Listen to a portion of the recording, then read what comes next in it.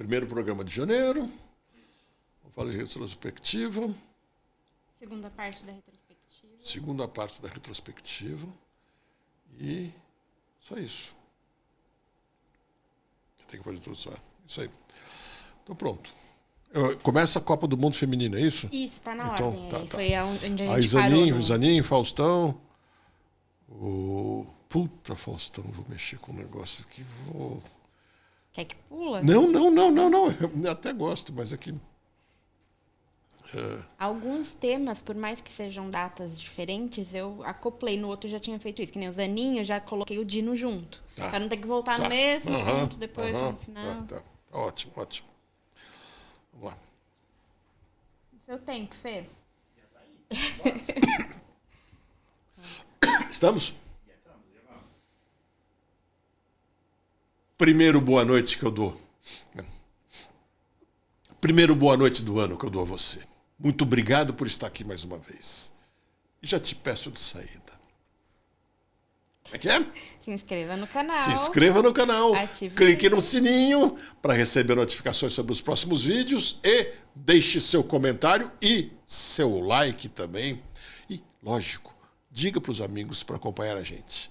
Vamos começar a segunda parte do programa Papo de Tiozão, falando sobre a retrospectiva do velho ano de 2023, que ficou na poeira, mas que a gente precisa lembrar das coisas boas, ruins, médias, mais importantes que aconteceram. Vamos lá. Feliz Ano Novo, Daniela. Um prazer estar com você mais uma vez e prontos aqui para que você traga as questões importantes que aconteceram, que a gente ainda não falou no final do ano passado. A gente tem meio ano pela frente. Sem dúvida. Vamos lá. Vamos lá. Começando pela Copa. Em 2023, em 20 de julho, teve início a Copa do Mundo de Futebol Feminino.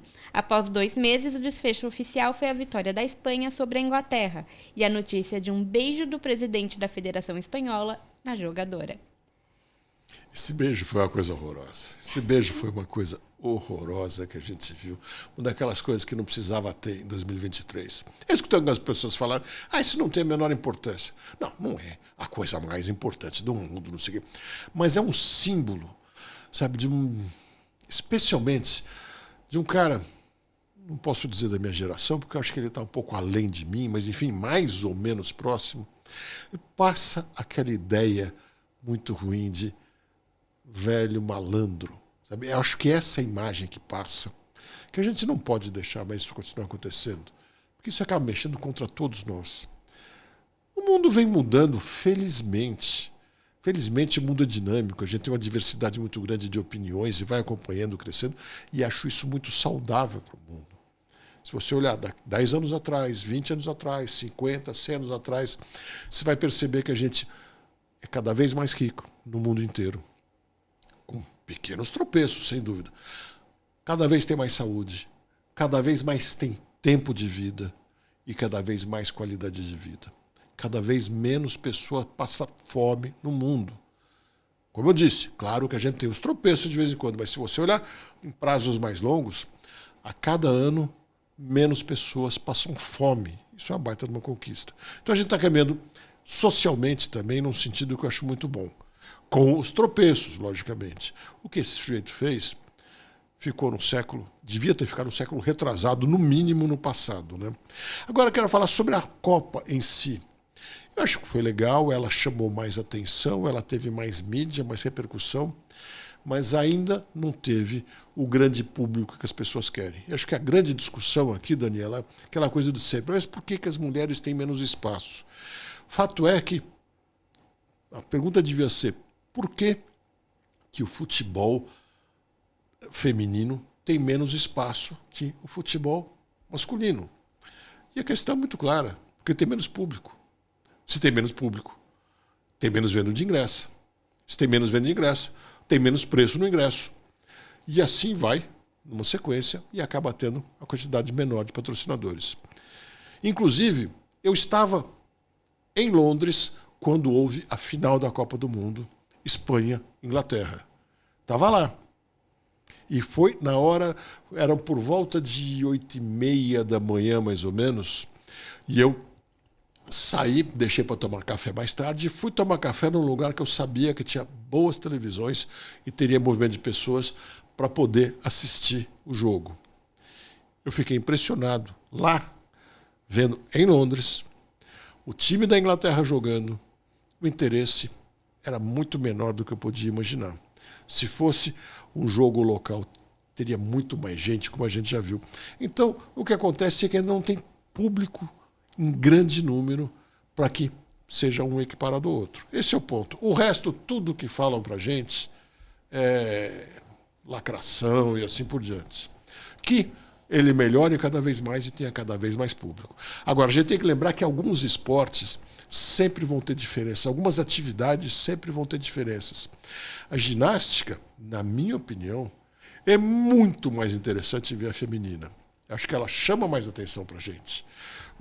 Então, depende do caso. Como o esporte, o futebol é um esporte que exige também força, eu acho que vai demorar algum tempo para a gente ver eles se igualarem exatamente.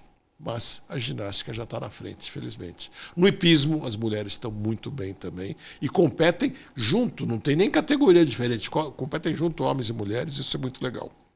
Vamos lá, próximo ponto. Vamos falar das posses do STF. Tivemos 2 novas indicações e aprovações ao STF. Cristiano Zanin, que ficou conhecido por sua atuação na defesa do ex-presidente Lula nos casos da Lava Jato, assumiu em agosto. Em dezembro, foi aprovada a indicação do atual ministro da Justiça, Flávio Dino, para o cargo. Ambas foram bastante faladas. A do Zanin, talvez um pouco.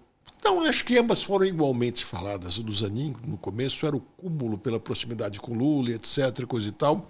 E foi muito interessante, você deve se lembrar.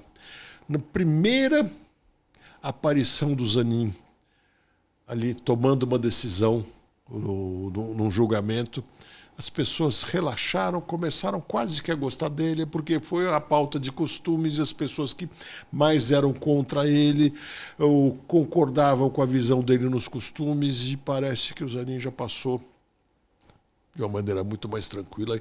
E até aqui, é cedo para dizer, mas até aqui ele tem dado um exemplo que eu sempre quis dos ministros do Supremo, e eu vi que era, até 2006 mais ou menos, era assim: juízes falando só nos autos.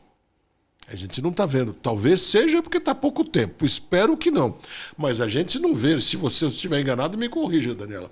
Eu não tenho visto o Zanin aparecendo na televisão, dando entrevistas e coisa e tal, quer dizer, ele está trazendo a discrição para dentro da casa, que é muito importante. Aí nós temos o barulho todo que foi feito contra o Flávio Dino, e eu dizia durante o ano passado, gente, no lugar de fazer barulho contra ele, a gente precisa discutir a forma de escolher os ministros do Supremo. Senão não adianta. Tira um que você não goste, vem outro que você goste menos ainda. Sabia ser pior ainda. Podia não ter passado o Flávio Dino e indicarem a Gleisi. Será que você ia ficar mais contente? Quem não quer o Flávio Dino certamente não ia querer a Gleisi, né? Então acho que o importante era discutir a forma.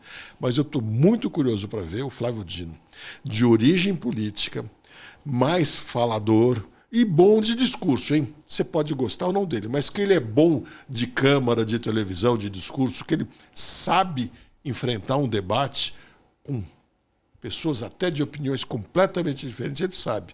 Então vai ser super importante a gente ver se ele vai ser da turma do Zanin, de entrar lá e conseguir manter-se reservado e deixar para falar apenas nos autos.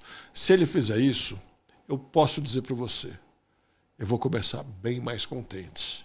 E aí a gente vai ter que esperar os julgamentos deles para ver a opinião que a gente forma sobre o profissionalismo que ele disse que iria ter de verdade, sobre a isenção de não colocar as ideias dele, e sim as regras, a Constituição, acima de tudo, na hora de tomar as decisões.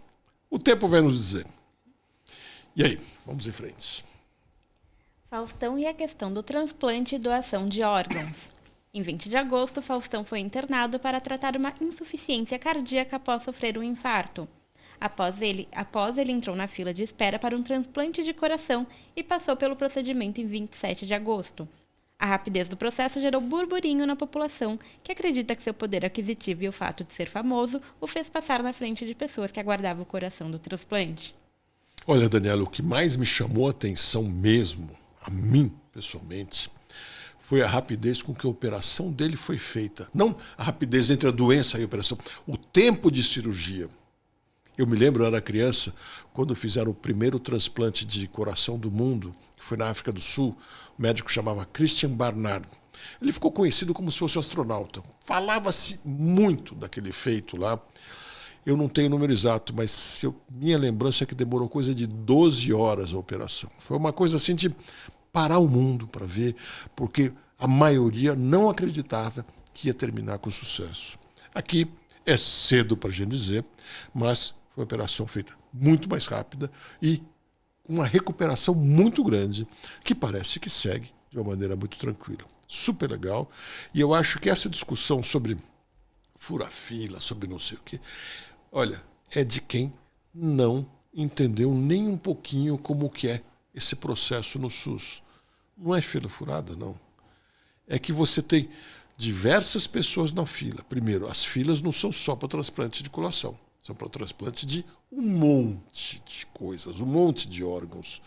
Alguns até simples. Rins, por exemplo, o único transplante que pode ser feito, pelo menos que eu tenha conhecimento, entre vivos. De uma pessoa viva, desde que tenha uma série de compatibilidades. Normalmente irmãos podem ser entre um vivo e outro vivo, porque a gente pode viver com um rim só. Então quem tenha 2 rins bons pode doar um para o outro, o resto não. Então, essa fila, ela leva em consideração também a urgência, a necessidade premente que tenha da pessoa e a compatibilidade. Então, algumas condições, e quando a pessoa tem uma urgência muito grande, ela nem pode sair do hospital. Portanto, assim que aparece uma possibilidade, ela vai ser chamada e ela já está pronta para.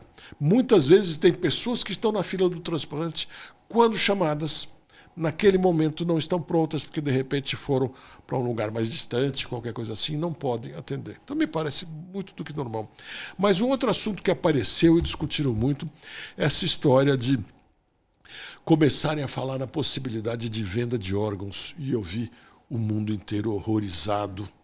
Milei falou isso durante a campanha dele também. E eu queria debater um pouco isso aqui com você, como coisa para refletir, não é para decidir já. Primeiro, volto a dizer, exceto o rim, todos os demais transplantes são feitos depois que a pessoa já teve a morte cerebral. Ou seja, já não tem mais a vida. Tá? Só daí que é feito. Então são de pessoas que perderam a sua vida.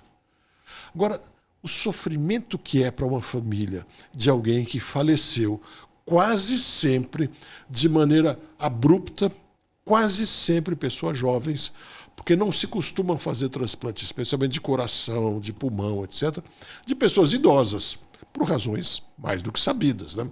A gente quer corações jovens.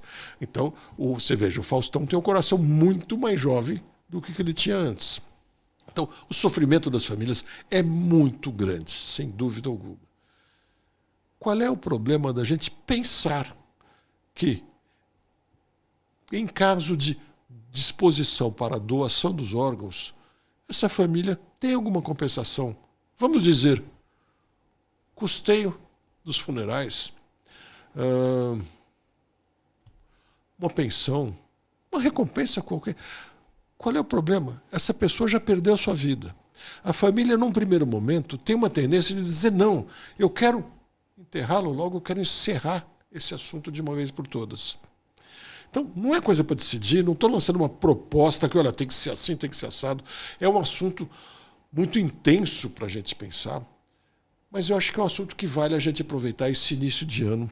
Muitas pessoas, como provavelmente você, ainda está na sua semana de férias, no momento que pode parar com calma, conversar com os amigos, tomar sua cervejinha e pensar nesse assunto, sem tabus. Não é para a gente decidir, é apenas para vir a reflexão. Será que vai fazer algum mal? Pensar até diferente. Vamos pensar primeiro quais são os males da gente encontrar uma maneira de compensar essa família que perdeu um ente de maneira abrupta, como eu falei, no momento que ela se disponha a que os órgãos sejam cedidos a outros. Qual é o problema? Acho que se a gente começar a pensar por aí e tentar tirar da frente os tabus, talvez a gente consiga avançar nessa discussão de uma maneira civilizada, sem assim preconceitos nem nada, e talvez a gente encontre alguns caminhos. Porque se as filas de transplantes são grandes e a gente encontrar alguma forma de compensar os parentes das pessoas que tiveram morte cerebral e, portanto, são aptas a oferecer órgãos para o transplante, talvez a gente consiga aumentar a sobrevida das pessoas que estão na fila. Então, será que isso não pode ser um compensador suficiente? Nós temos uma quantidade de potenciais doadores muito maior do que a quantidade de pessoas na fila de doação. Talvez a gente consiga encontrar caminho para rediscutir isso. Fica aqui proposta para a gente pensar e talvez até trazer um dia para debate aqui. A gente podia pensar, esse ano a gente pretende trazer pessoas para entrevistar também, podemos já pensar em trazer, de repente, um especialista no assunto, 2 especialistas, um na área médica, outro na área do direito, para poderem ajudar a gente a esclarecer esse assunto. Bom? Vamos ao próximo. Aborto e descriminalização das drogas é discutido no STF. Temas polêmicos. Você quer me botar no meio da fogueira hoje, hein? Começar o ano com os temas bem polêmicos mesmo. Tranquilo. Diogo. Mas é bom porque a gente está num momento mais tranquilo mesmo, querendo repensar. A gente entra no ano querendo abrir a cabeça para pensar em novas ideias e coisas. Então, acho que é hora de discutir esses assuntos, os tabus, né? Vamos lá. Tabus. Temas polêmicos como a descriminalização das drogas e aborto foram tragos para a mesa. O ministro Barroso descartou um julgamento sobre aborto a curto prazo, destacando que a sociedade brasileira e o próprio STF ainda não estão totalmente preparados para lidar com a complexidade do tema. Já a descriminalização de drogas para consumo próprio pode retornar à pauta do STF em 2024, após fim de prazo do pedido de vista de André Mendonça. Muito bem. Eu já coloquei em outras situações a minha visão pessoal, tanto sobre aborto quanto sobre drogas. Né? Sobre aborto, o que eu mais queria, sobre todos os assuntos, mas aborto, o que eu mais queria é que a decisão também fosse menos assim cheia de paixões, de tabus, mas principalmente discutida de maneira regional. Eu acho que não tem sentido discutir em Brasília um assunto tão denso como esse. Eu acho que seria melhor discutir nos estados. E os estados deveriam promover debates o mais amplos possíveis pelos municípios antes de qualquer decisão. Mas, principalmente, eu acho que certamente, nesse ponto, o ministro Barroso tem uma opinião com a qual eu concordo. Não é o momento. Não é o momento por quê? O país ainda está dividido. Sempre houve polarização, sempre vai estar. Não. Está dividido de uma maneira diferente. Agora a gente tem uma divisão radical. A gente tem uma divisão muito forte de que, dependendo quem fale, eu sou contra ou a favor. Não me importa o assunto que a pessoa falou, e sim qual pessoa falou, porque cansamos de ver e já comentar aqui no nosso programa. Às vezes, uma mesma fala, as pessoas concordam porque este disse, e quando, passados alguns meses, aquele diz a mesma coisa, as pessoas discordam totalmente. Então não dá para discutir nesse momento. Acho que é uma coisa para levar mais para frente. Sobre as drogas, eu quero trazer aqui o ponto, porque esse assunto possivelmente vai ser discutido ainda nos próximos meses, tanto no STF, quanto principalmente no Congresso, que está trabalhando uma decisão por vir. É isso, não é? Então, a questão é, ninguém gosta de drogas. Óbvio. E defender as drogas é uma coisa, assim, na minha opinião, insana. Defender o drogado, defender que as pessoas consumam droga, é uma coisa absolutamente insana. Mas a questão que eu acho que a gente tem que pensar é o seguinte: essa guerra a gente vem perdendo há muito tempo. Deixar do jeito que está não vai resolver. Não digo a gente Brasil, a gente mundo. Acho que isso está muito claro. Da mesma maneira que também está muito claro para mim que não só o Brasil, como o mundo inteiro vem perdendo, a gente precisa pensar num outro ponto. A descriminalização que está se discutindo nesse tempo, que se discutiu em 2023 e vai se discutir em 2024, é como que nós vamos tratar o consumidor da droga. Esse é o ponto, nesse momento, a discutir, né? Eu queria que a discussão fosse mundial sobre como pensar e enfrentar melhor essa questão.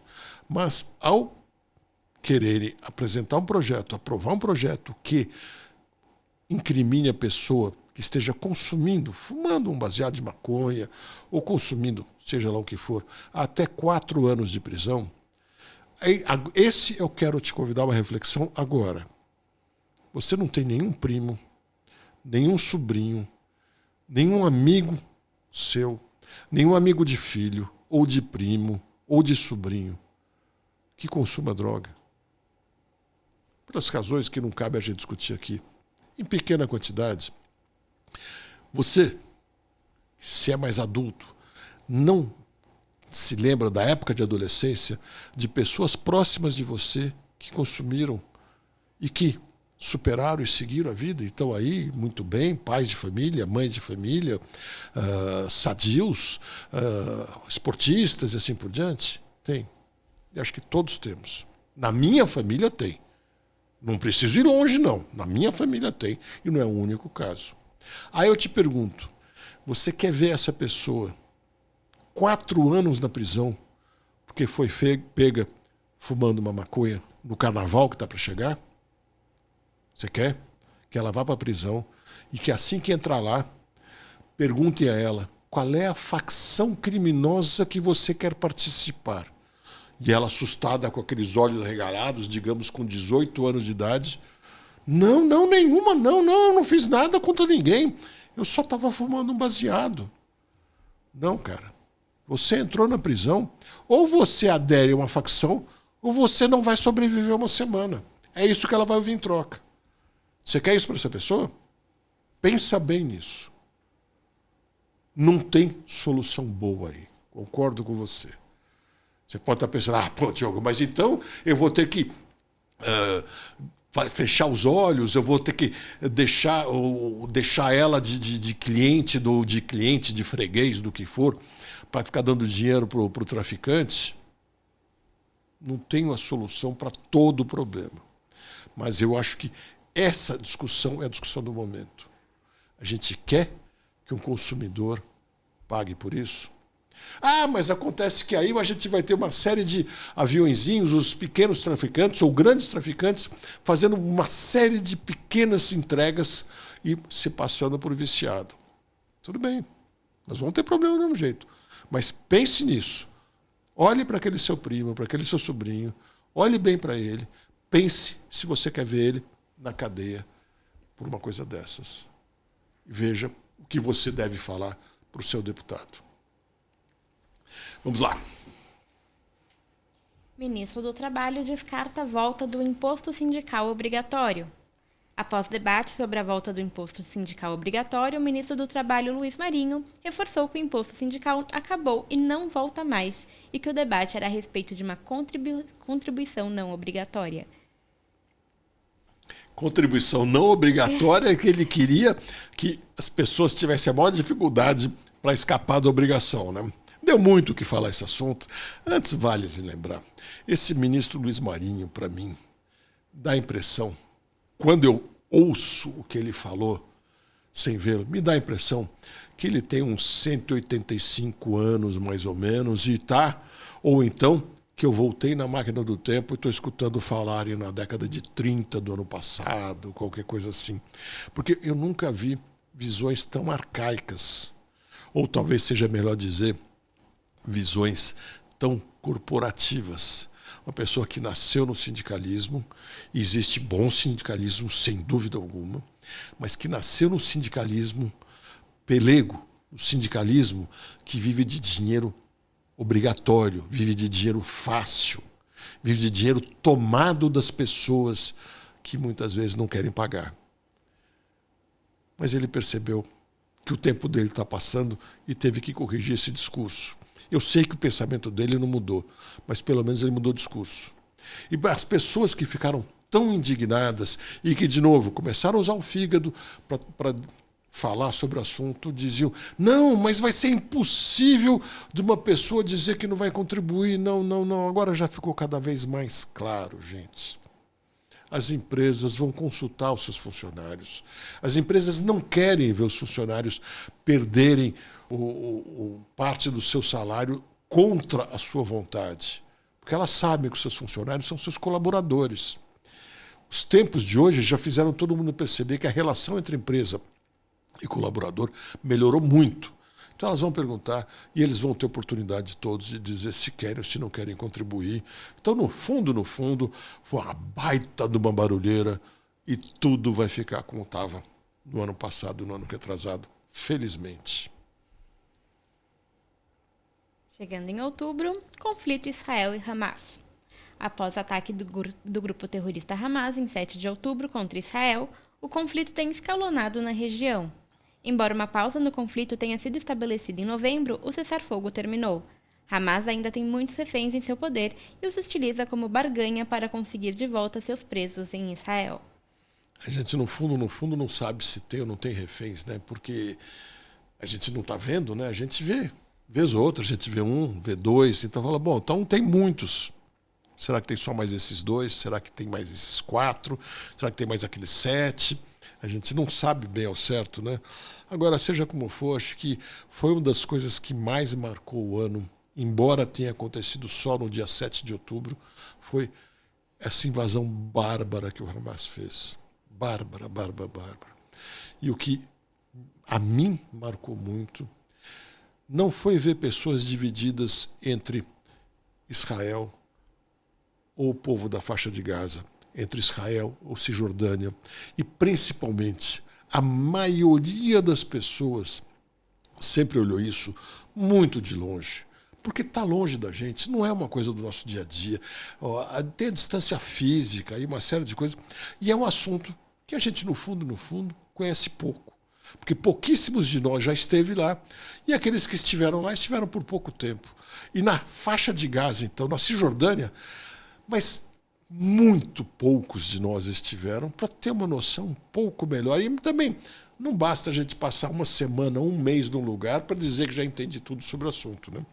Agora, o que me marcou muito foi, mesmo assim, ver pessoas defenderem o Hamas. Eu só posso acreditar que essas pessoas não têm entendido nada do que aconteceu. Porque cada vez mais a gente tem visto aparecerem detalhes sobre as barbaridades que eles fizeram naquele 7 de outubro e têm feito com esses poucos ou muitos, não sabemos, reféns ainda lá com eles. E só posso dizer que é lamentável. Põe a mão na consciência se você é daqueles que ainda acha que o Hamas merece um mínimo de atenção positiva. Para mim, aquilo é tudo de ruim que a gente pode imaginar num ser humano está lá. Mas os próprios membros do Hamas, no meu entender, a maioria deles está sendo explorada muitíssimo de uma maneira que deveria ser chamada de trabalho escravo nas comparações que fazem aqui no Brasil, ou muito mais. Seus líderes estão cada vez mais ricos e os membros que estão lá na linha de frente, cada vez mais sem perspectiva, sem falar na população, que é a que menos tem a ver com a coisa, que tem perspectivas mínimas de vida. E as crianças, né? O que eles fazem na mente das crianças. E as crianças, é uma coisa assim, horrível. Vamos ver se tem coisas melhores para a gente lembrar de 2023? Desoneração da folha. O ministro da Fazenda, Fernando Haddad, considera enviar uma ação ao STF para questionar a constitucionalidade da desoneração da folha de pagamento para 17 setores após o Congresso derrubar o veto de Lula. E acho que vai para a Justiça mesmo, acho que eles vão para a Justiça. E esse assunto também deu bastante o que falar. Eu acho que eu já trouxe minha opinião aqui para você na época, mas se não, eu faço questão de trazer agora. Ao contrário do que muita gente diz, embora eu seja sempre um defensor de quanto menos imposto, melhor. Quanto menos oneração de folha de pagamento, melhor, porque significa mais dinheiro para o colaborador da empresa. Nesse caso, eu acho que tem um engano muito grande. Até porque essa desoneração nasceu no governo Dilma, num momento de desespero, que as coisas estavam muito difíceis, e eles resolveram desonerar apenas 17 setores de toda a economia, e isso trouxe um benefício para aqueles setores, logicamente. Mas por que a gente não trouxe a discussão para um lado muito mais saudável? Acaba com essa desoneração para 17 pessoas, desse tamanho que é, e transforma ela em uma desoneração, mesmo que menor, mas para todas as empresas, para todas as atividades. Aí eu seria um pleno defensor, sem dúvida alguma. Melhor ainda, se puder trazer a plena desoneração para todos. Agora, essa defesa tão ferrenha que algumas pessoas fizeram da desoneração apenas para alguns setores, de uma maneira não isonômica, ou é interesse próprio, ou é simplesmente querer ser do contra. Porque não tem sentido você achar que, por exemplo, a construção civil possa ter o direito de pagar menos encargos na folha e, com isso, proporcionar um salário um pouco melhor. E vamos pensar no outro, e uma série de serviços e outras atividades não terem essa mesma possibilidade. O comércio comum, o pequeno comércio, por exemplo, que emprega milhões e milhões de pessoas, por que ele não pode ter essa diferenciação? Por que um pode e outro não pode? Então, o que a gente devia ter discutido, e agora que vai para a justiça, não vejo a chance de acontecer. Porque a justiça não vai poder dizer o que é melhor. E sim, vale ou não vale a desoneração que o governo queria. A gente pode, sim, propor ao Congresso, falar com o seu congressista, para ver se ele propõe, aí sim, antes dessa decisão judicial, chama o Haddad para conversar e fala: vamos fazer o seguinte, vamos fazer uma desoneração igual para todos? Essa seria, na minha opinião, a melhor solução. Aumento do fundão. Parlamentares respondem ao Planalto com aumento de 150% no fundo eleitoral para 2024. A manobra, que pode levar o fundão para 5 bilhões, surgiu devido à insatisfação com o valor proposto pelo governo e às reclamações de prefeitos. Pois é, nós vimos aí, recentemente, falamos no final do ano passado, vimos aí... No último programa ao vivo, né? Pois é, exatamente. E veio a lei eleitoral e, logicamente, ninguém ficou nem um pouco satisfeito, né? Até porque eu não queria ver nenhum aumento, eu queria ver a diminuição desse fundo, sabe? Eu acho que ele é muito grande. Eu sei que vai ter gente que falar: não, mas é importante que tenha, porque era a época do dinheiro das empresas, na época do dinheiro das pessoas, etc. Vamos olhar para o mundo civilizado. Vamos olhar para o primeiro mundo. A maioria dos países não usa dinheiro público. A maioria. E a maioria dos países não cria tanto empecilho para quem queira contribuir com o seu político possa contribuir. A gente vê nos Estados Unidos, por exemplo, os candidatos mandam fazer barras de chocolates com o seu nome, sua figura, e vendem. É uma forma das pessoas contribuírem. Compra um chocolate com o nome, compra uma camiseta, compra não sei o quê. Aqui foi proibida a distribuição de camiseta. Podia, de repente, propor a venda da camiseta. Deixa vender, deixar mais solto, isso seria melhor. Mas não, a gente acabou indo para o lado de cada vez mais dinheiro público, e o grande mal do dinheiro público em excesso, como a gente viu ser aprovado, é que agora o político tem cada vez mais força antes de falar com você, antes de buscar os apoiadores. E ele só precisa de você no momento, na hora de votar. Votou, não precisa mais. Antes, ele precisava buscar apoiadores, precisava convencer um grupo de pessoas para fazer um trabalho político em favor dele, e agora cada vez menos. Então, eu não sou nada favorável a isso, a esse fundo cada vez maior. Vamos lá. Apagão em São Paulo. O apagão em São Paulo resultou em queda de 6,5% no faturamento do varejo, com o setor de bares e restaurantes registrando a maior perda. A concessionária Enel indicou que pelo menos 2,1 milhões de imóveis tiveram o serviço interrompido devido aos danos causados pela tempestade em 3 de novembro. 2 milhões? Minha impressão é que foi muito mais do que isso, né? Eu tive essa impressão também. E nós tivemos esse apagão de São Paulo, mas eu queria falar de um outro também que a gente teve. Esse apagão mostrou para mim uma coisa que é muito importante a gente trazer aqui. A empresa é privatizada. Isso não quer dizer que o setor foi privatizado. Aí que está o grande problema.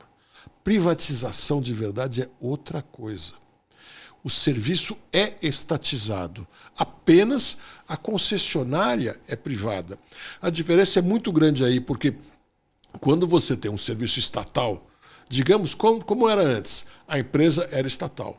Você tem o Estado, a prefeitura, enfim, vamos simplificar. O Estado, ainda mais que na energia, você tem muitas implicações com o governo federal. Então, o Estado determina as regras e o Estado presta o serviço. É péssimo. Aí você tem esse outro modelo que muitos chamam de privatização, de não sei o que, de livre mercado, tal, que é o Estado determina as regras e uma única empresa privada tem a proteção do Estado que diz que só ela pode prestar o serviço e ainda orienta até o preço para garantir que ela tenha um lucro, que tem que ter o seu lucro, sem dúvida alguma, com aquele serviço. Mudança pequena. É um pouco melhor, mas ela é pequena, porque você continua tendo um monopólio. E mais, nós vimos acontecer aqui, a Prefeitura de São Paulo, ou de qualquer cidade do Brasil, não pode ela escolher quem é o fornecedor de energia dela. Agora veja, tem estados americanos e outros países do mundo também, onde você na sua casa você pode escolher qual empresa de energia elétrica você quer contratar, porque tem mais de uma te oferecendo serviço, Daniel.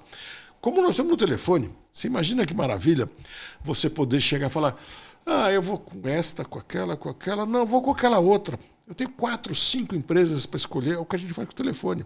E o telefone a gente vê que ficou muito mais barato do que era tempos atrás.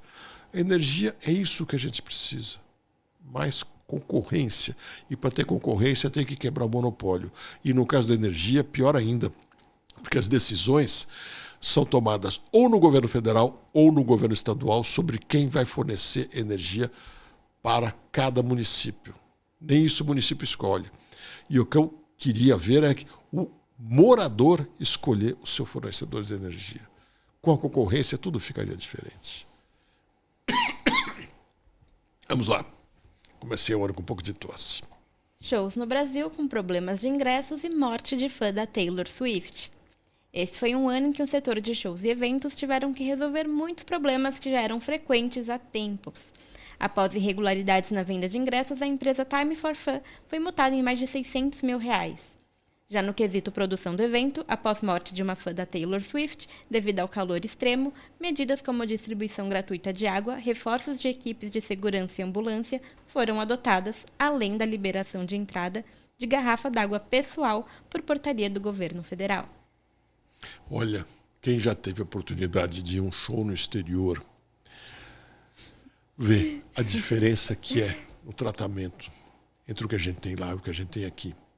É impressionante como as pessoas passam perrengue aqui para ir num show. Tá impressionante. E muitas vezes a gente vê criticarem, diz que a culpa é da própria pessoa que foi vítima e uma série de coisas assim.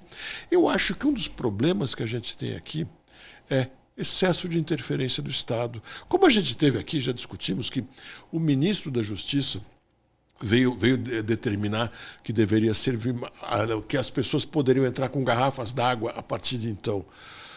Não quero discutir a medida em si. A questão é, a gente precisa ter ministro da Justiça num país de 200 milhões de pessoas e 5.546 municípios decidindo o que as pessoas devem levar podem levar na hora de ir para o show. Essa é a questão, sabe? A questão é justamente que a gente não pode ter um assunto desse sendo discutido pelo Ministério da Justiça. A nossa estrutura está errada. Não estou fazendo crítica a essa ou aquela pessoa. Porque se a gente fizer a crítica só aquela pessoa, a gente não avança no Brasil. É um dos problemas que eu vejo aqui. A gente sempre começa a apontar dedo. A culpa é desse, a culpa é daquele, não sei o quê. Não. A questão é que a gente tem uma estrutura muito arcaica. E para fazer um show desse precisa de uma série de interferências e aprovações da prefeitura, às vezes do governo do estado, e essas aprovações, muitas vezes, esses alvarás, muitas vezes significam você está apto a fazer isso. É uma proteção para o prestador de serviço dizer, não, eu já tenho esse alvará aqui, já me dá segurança até na justiça. A gente precisa entender que a grande estrela é o povo.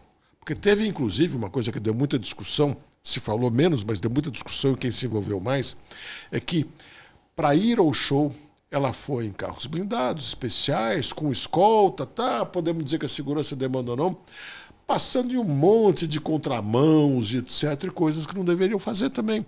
Também está errado isso. Também não pode dar esse privilégio toda estrela. Eu acho que a gente precisa ter menos dedo do Estado prévio e, sim, punir com muito rigor os responsáveis pelas coisas erradas. Porque a gente vai ver aqui, essa discussão vai durar anos e ninguém vai ser condenado por coisa nenhuma. Quer dizer, esse é o problema.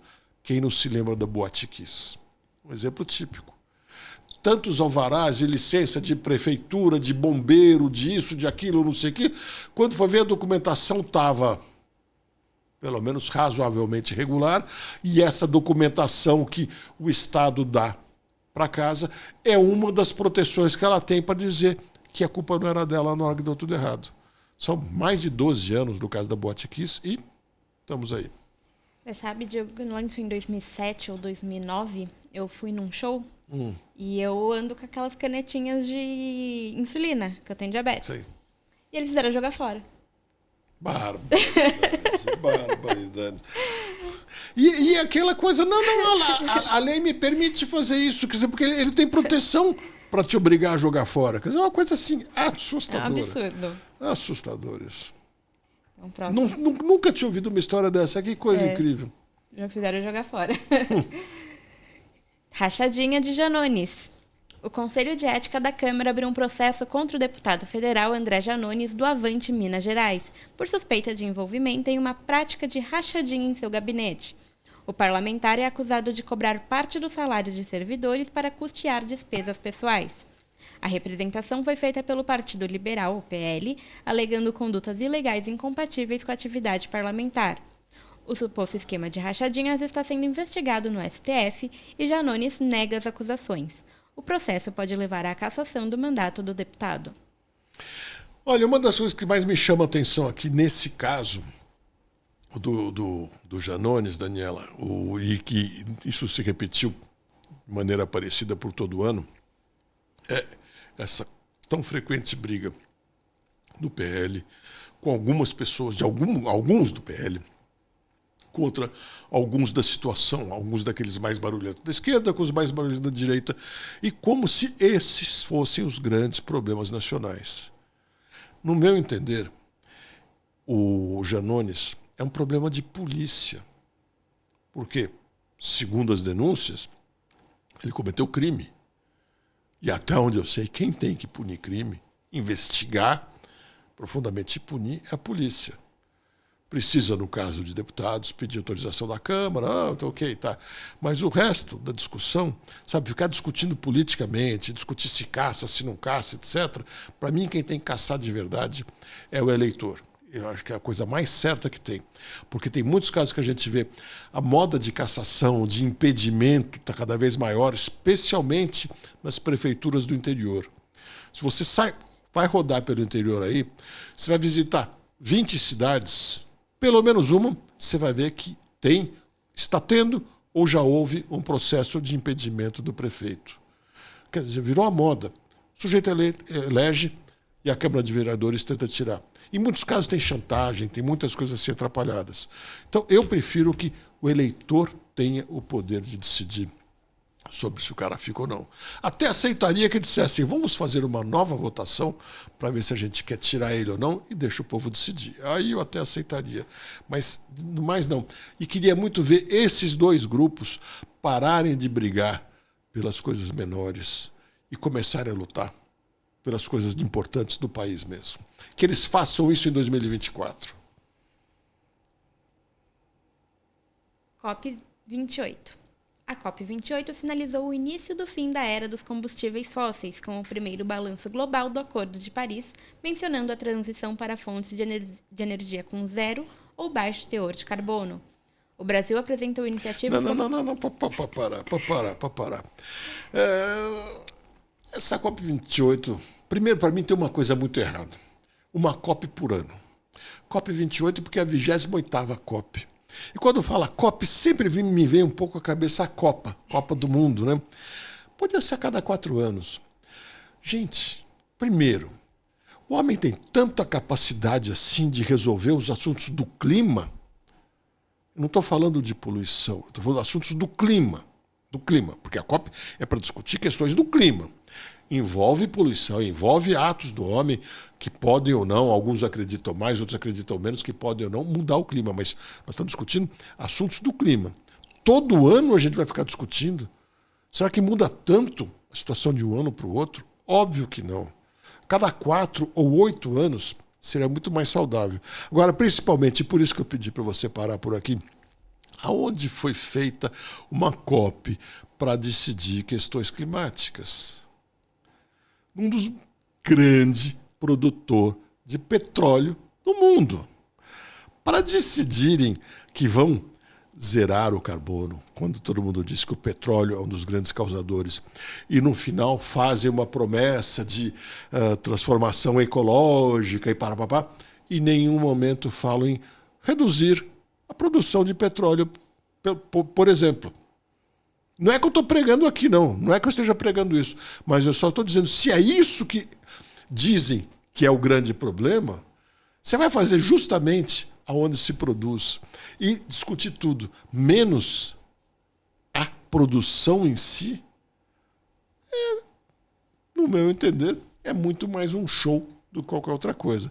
Me parece muito mais que muita gente quer viajar para fazer encontros, congressos longos e muitos debates, e que alguns países oferecem mais em questão de turismo, de custos favoráveis para a pessoa poder ir para lá, seja lá o que for, e resolveram fazer lá. A próxima vai ser no Brasil. Vamos ver se a discussão vai ser diferente, mas eu acho que, de novo, de hoje para o final do ano, as decisões sobre como que o homem vai conduzir o clima do mundo, porque não conduz, o homem não consegue mudar uma nuvem de lugar se ele quiser, o homem não consegue até hoje dizer exatamente qual temperatura vai ser amanhã às 3h30. Eu quero saber exatamente. A gente não sabe. Exatamente não sabe. A gente sabe aproximadamente. E exatamente que horas vai chover, a gente também não sabe. Então dizer que o homem já precisa discutir de novo esse ano como que vai conduzir o clima, acho que tem coisas muito mais importantes do ponto de vista ambiental para a gente decidir, do ponto de vista de contribuição para as gerações futuras, do que essa história aí. Ciro Gomes e o tapa. Ciro Gomes dá tapa no rosto de homem após ser chamado de bandido engravatado e, após o ocorrido, disse que reage na proporção. A política tem tapa em dá-lhe tapa na política. É aquilo, é uma coisa assim incrível. Fazendo escola. Fazendo escola. Esse é o Ciro Gomes. É incrível que a gente ainda considere ele uma personalidade nacional da política. Pode até ser bom de discurso, ele é bom de câmara, ele é bom de palanque, ele tem uma conversa que muitas vezes você não concorda com ele, mas você se diverte. É gostoso assistir o programa dele. Ok. Vai fazer programa de televisão, vai ser comentarista, por exemplo, acho que estaria mais encaixado.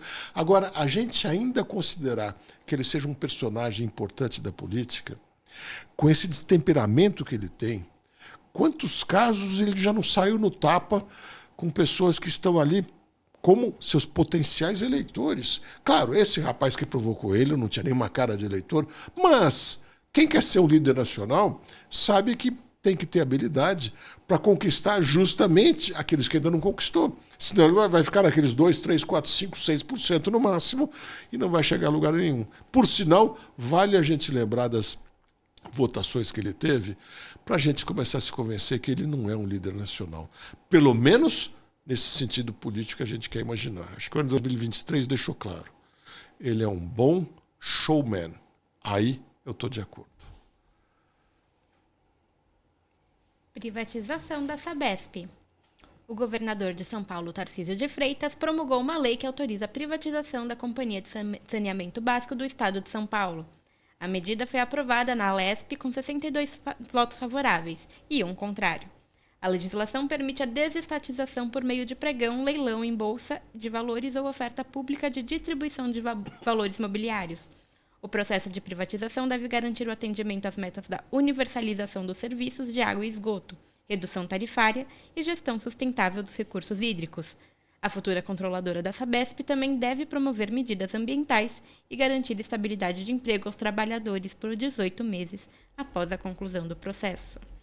Eu acho interessante alguns comentários que a gente vê correrem assim, direto na imprensa, né, Daniela? Como aqui, a futura controladora da Sabesp também deve promover medidas ambientais, porque a antiga Sabesp não devia, sabe? Porque é essa imagem que fica, né?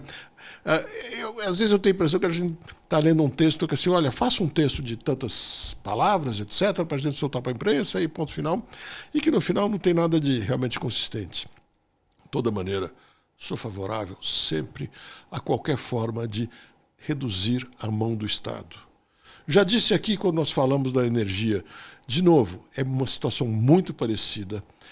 Acho melhor que estar na mão do Estado, porque aí, pelo menos, a interferência política dentro da empresa fica um pouco menor.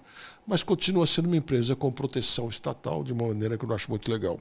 No caso da Sabesp, tem uma diferença. Ela precisa confirmar, uma vez que ela deixe de ser estatal, ela precisa confirmar com cada prefeitura, ou quase todas as prefeituras, a de São Paulo é uma delas, para ver se São Paulo quer continuar com ela. E olha, se São Paulo desistir dela, São Paulo representa, se não me engano, 32% da receita da Sabesp. Ela vai perder muito valor. Isso não está me preocupando nem um pouco.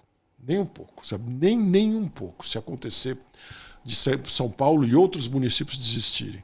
Eu não estou preocupado com a Sabesp. Se tudo der certo, ótimo, muito que bem. Estou preocupado com o serviço que a gente tem. Porque se a Sabesp, esse gigante, perder São Paulo, por exemplo, vai chover empresa querendo conquistar a cidade de São Paulo para prestar esse serviço. E, possivelmente, a gente vai poder fazer uma concorrência muito mais intensa entre elas e até um contrato um pouco melhor. Então, isso também não me preocupa. Não me interessa, insisto, o futuro da Sabesp. Me interessa o futuro do saneamento no estado de São Paulo e em todo o Brasil. E eu acho que esse é um passo, porque tirou essa coisa de que está tudo na mão da Sabesp e a gente não consegue escapar. Agora, eventualmente, algumas empresas vão poder, algumas cidades vão poder escolher os seus caminhos. Cidades pequenas, muitas vezes, escolhem o serviço municipal e muitas vezes ele funciona bem. Você vê isso pelo mundo livre, por todo mundo livre por aí. Em alguns casos, as empresas são municipais, municípios que têm boa gestão. Você quer ver um caso? Jundiaí. Jundiaí que está no meio de um monte de grandes cidades, é uma cidade grande até, mas tem cidades maiores em volta, como São Paulo, Campinas, etc. E Jundiaí, que está no meio de todas elas, tem um serviço próprio de águas. E nós tivemos alguns anos aqui faltas sérias de água. E Jundiaí não sofreu nada. É a mesma bacia, eu estou quase derrubando esse microfone aqui, é a mesma bacia hidrográfica. E mesmo assim, Jundiaí conseguiu manter o seu abastecimento, enquanto nós, através da Sabesp, sofríamos muito. E a coleta de esgoto em Jundiaí, comparado com as cidades vizinhas, é um baita de um exemplo. Então, o lado bom que eu vejo, principalmente, é aumentar a possibilidade de cada município discutir se vai continuar ou não com a Sabesp. E insisto, se ela perder com isso, paciência. Desde que a gente ganhe. Queria muito ver Uma cidade como São Paulo tendo 2 ou 3 ou 4 fornecedores do serviço de saneamento. É possível, sim. Porque fala, imagina, o cano é o mesmo. É possível. A gente tem isso em muitas cidades grandes do mundo. Então, é possível, sim. A gente tem um monte de maneiras de fazer mais concorrências. E o que não dá para aceitar é São Paulo, até hoje, ter tanta gente ainda sem coleta de esgoto.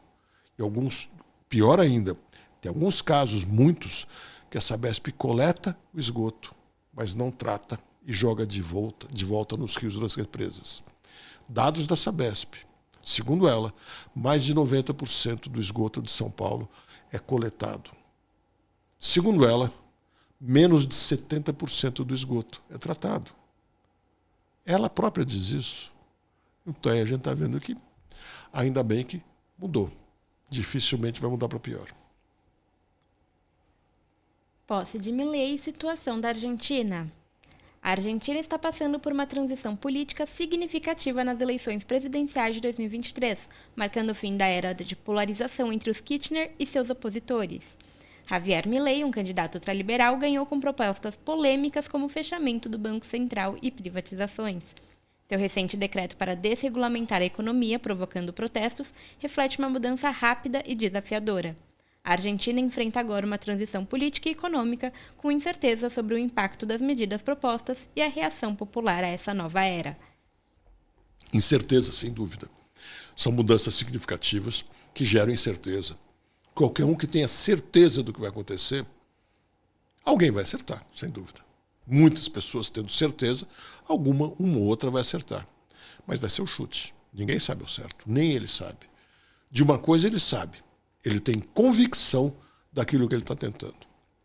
Ele acredita como nunca vi um governante acreditar tanto nas ideias que esteja defendendo, pensando no país e não no próprio interesse. Alguns que acreditem muito que aquilo vai dar certo, pensando no seu projeto político, sem dúvida existem outros. Agora, pensando num projeto de país, eu nunca vi. Eu acho que o Milei é o fato político mais importante do mundo neste século, pelo menos até aqui. Já é uma boa parte do século, mais da metade, mais de um quarto do século nós já corremos, e acho que é a coisa mais importante que aconteceu nesse século na política. Se não vingar, se fracassar, vai acontecer que os argentinos vão sofrer um pouco mais e a política no mundo vai continuar essa mesmice que a gente está vendo por aí, sem grandes mudanças. Se der certo, não tenham dúvida, o mundo vai olhar cada vez mais para a Argentina e a política no mundo nunca mais será a mesma se a Argentina der certo.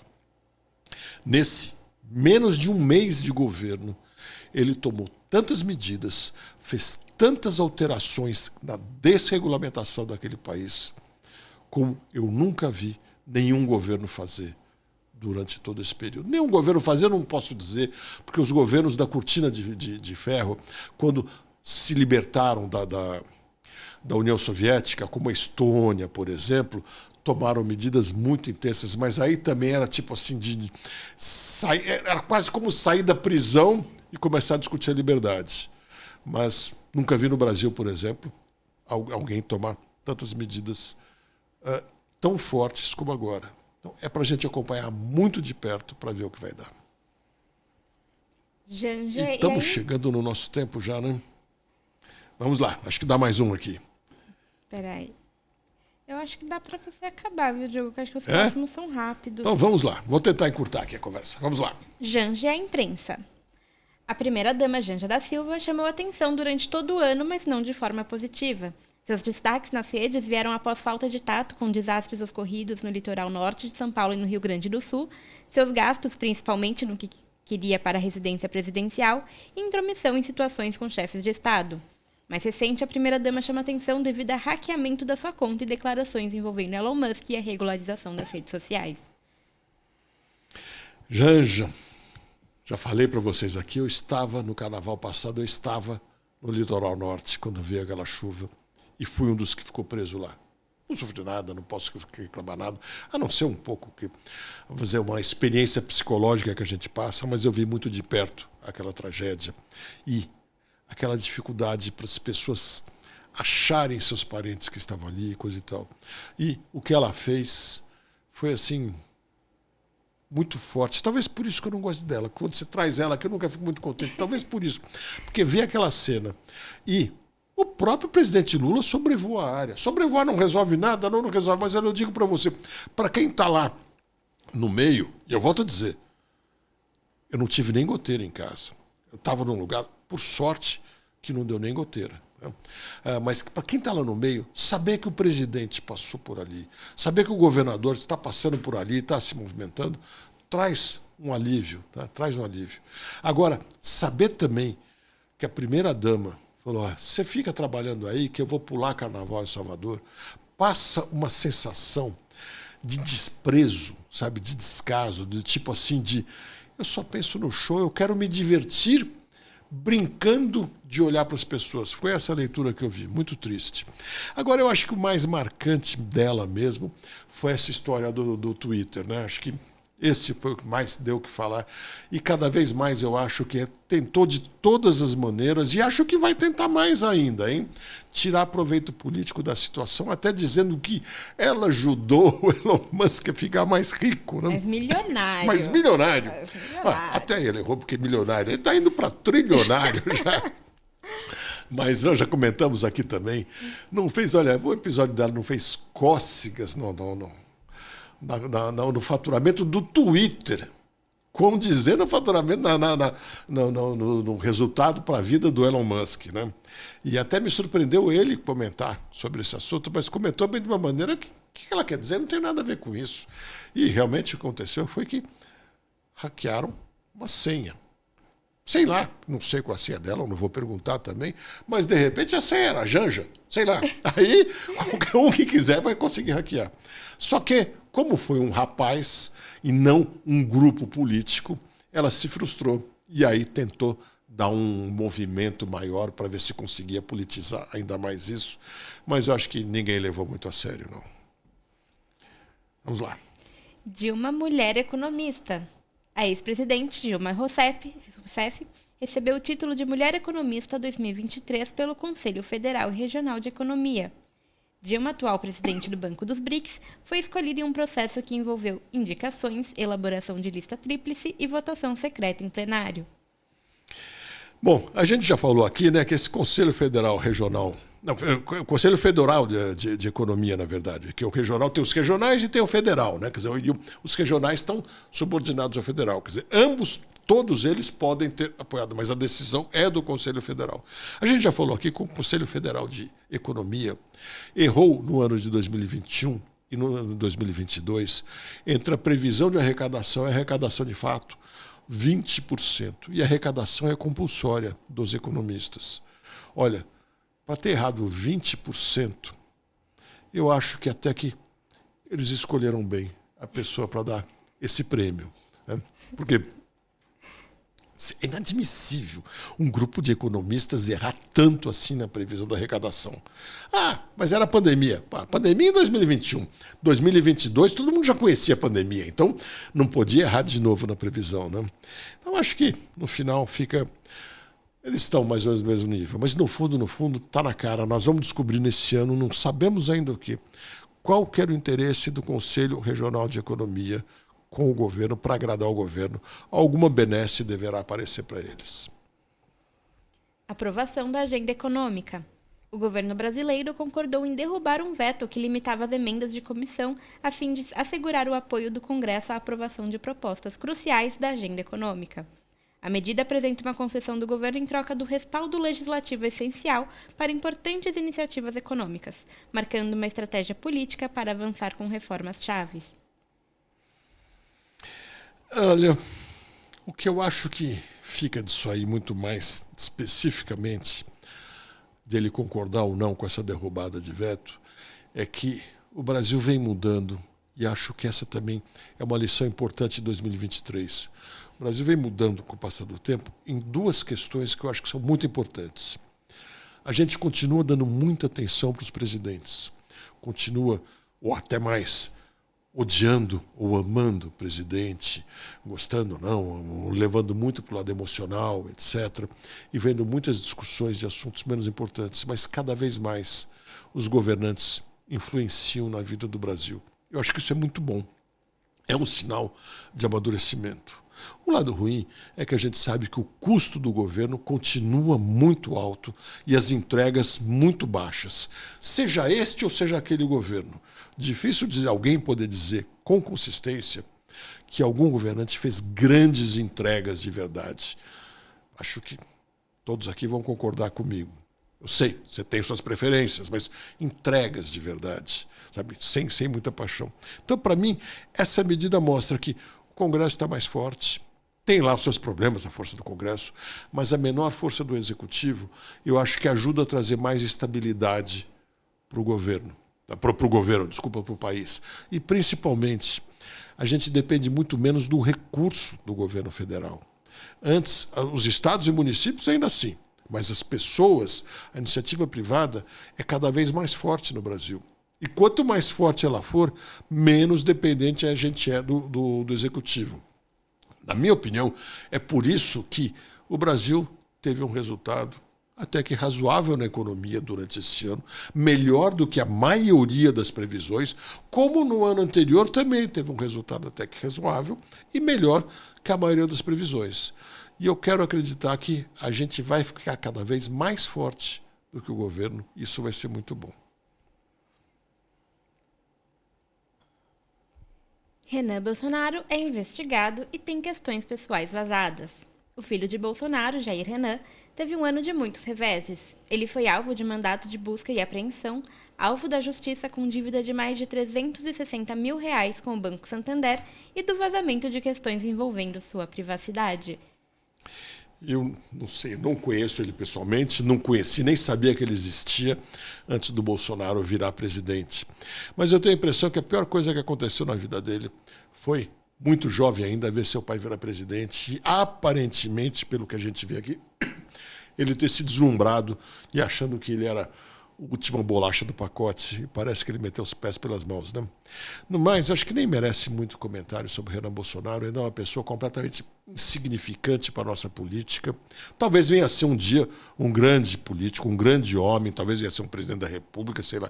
Pelo que apresentou até aqui, eu acho que nem assim para vereador a gente deve achar que vai ser algo muito significativo. Talvez se eleja, porque, logicamente, tem notoriedade, se é que vai ser de fato candidato a vereador, mas está mostrando que, por enquanto, é uma minhoca nesse mundo da política que não merece muita atenção.